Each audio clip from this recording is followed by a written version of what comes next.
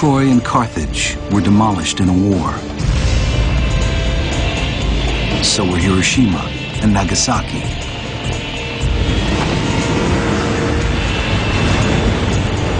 The wrath of nature buried Pompeii under 20 feet of hot ash when Vesuvius erupted.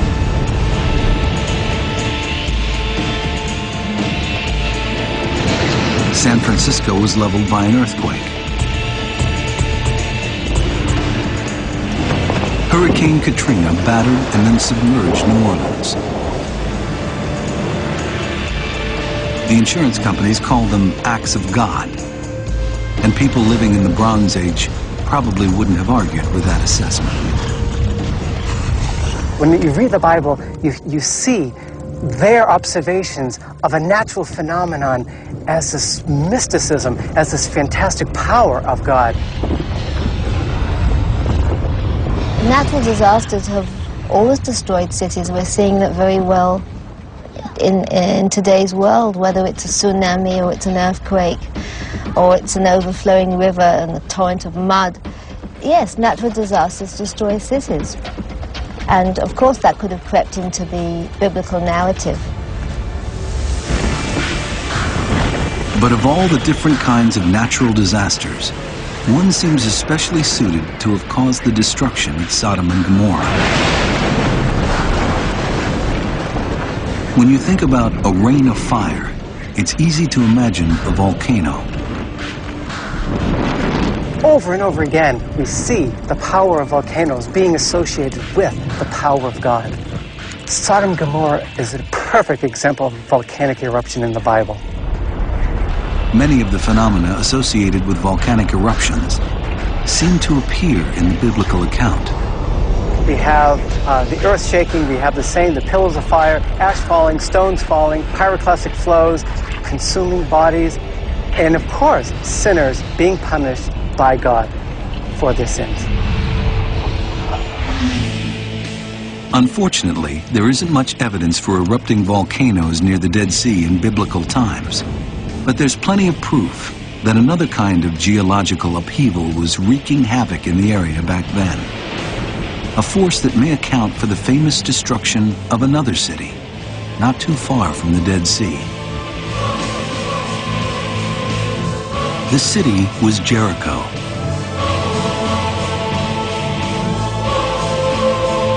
According to the Bible, an Israelite leader named Joshua conquered Jericho after its walls somehow, mysteriously, crumbled. And if you're looking for a natural explanation, you don't have to look very far. Because Jericho, it turns out, was built on an earthquake fault line. There are actually quite a number of faults on either side of Jericho. And virtually every century, you had one or two earthquakes, in some centuries even as many as 6. But it's an exceedingly unhealthy place to build a city, or a little bit like San Francisco. If there's a Guinness Book of Records for cities, Jericho probably deserves the first entry. Jericho is the oldest known continuously inhabited city in the world. It's been inhabited for 10,000 years. It's still inhabited. Now the sprawling mound where all of Jericho's previous incarnations are buried lies under a cable car ride, a prime attraction for tourists visiting the Holy Land. It's, going to be ruin upon ruin, inexplicable ruin upon top of another inexplicable ruin for the population living there.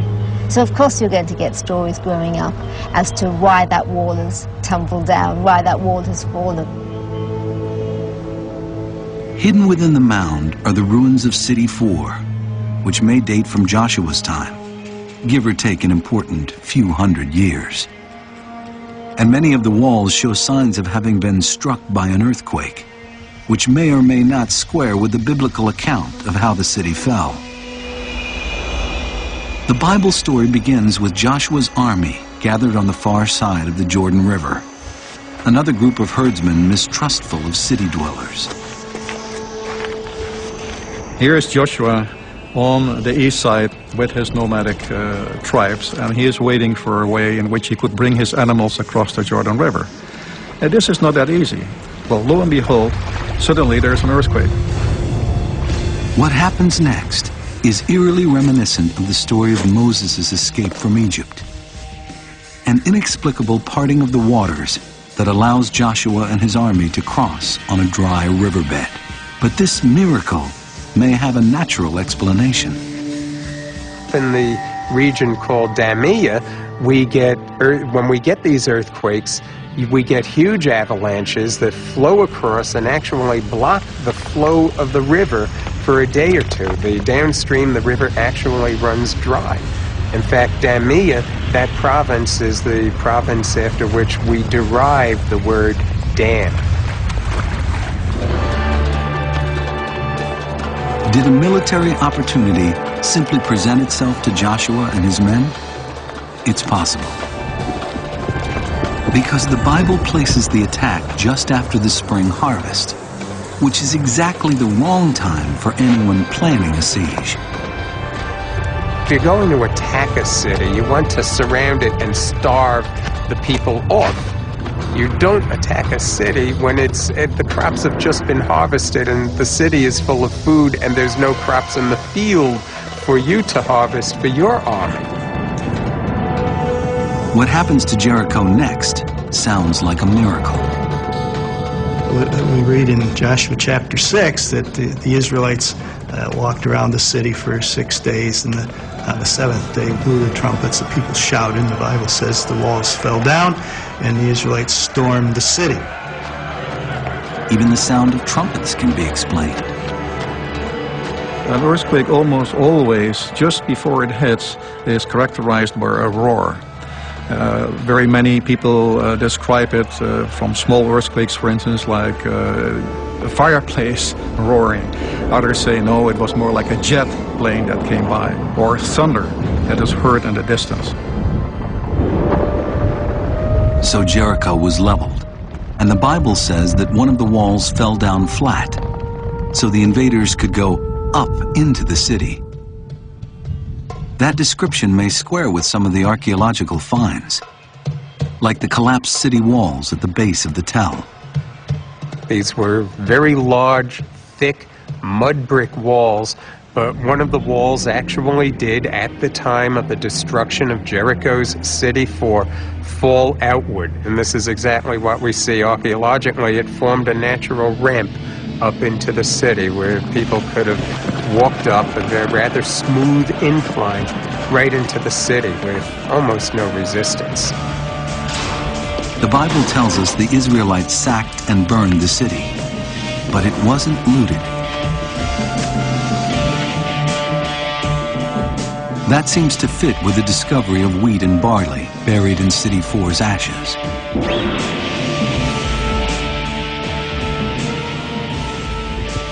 Jars full of grain, not half full or quarter full, full of grain. Clearly, the harvest had just been taken in agreement with the Bible. Well, why was it left there at Jericho to be burned in the fire? Again, the Bible offers an explanation. The grain was not to be taken by the people seizing the city, that it was to be left there or burned or sacrificed to God by burning, but it was not to be taken.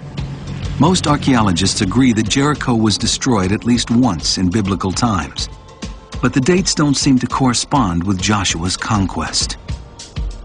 Now there is a big destruction, a violent destruction by fire of the city of Jericho, which most archaeologists would date between around 1500 and 1475, and they would attribute it to the Egyptians. If we're trying to put Jericho into the context of the biblical story, and we're looking for Jericho that was built in about 1,200 years BC, plus minus, it didn't have walls, so they didn't come tumbling down, whether it was a trumpet being blown at them or something else, or an earthquake. There weren't walls. Here is the real problem. In the 13th century BC, when a Jericho might have been there to have been destroyed by a Joshua, there is nothing. The mound is abandoned. I always say to believers, if they need something like a miracle, Joshua destroyed a city that wasn't even there. A stupendous miracle.